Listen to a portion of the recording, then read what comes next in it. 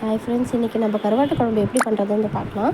எண்ணெய் ஊற்றி கடுகு போட்டு, கடுகு பொடிஞ்சதுக்கப்புறம் ஒரு 4 வெந்தயம் போட்டு அதை நம்ம கிளறி விட்டுக்கலாங்க.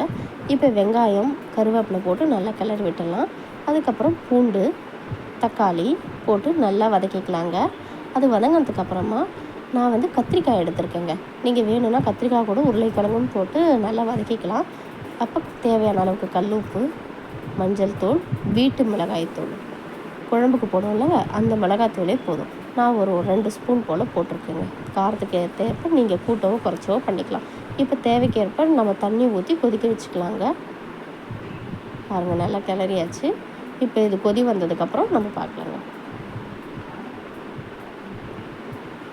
இப்போ பாருங்கள், கொதி வந்துடுச்சு. இப்போ நம்ம இதில் கரைச்சி வச்சுருக்க புளி கரைச்சல் ஊற்றி நல்லா கொதிக்க விடலாங்க ஒரு 5 நிமிஷம் போல்.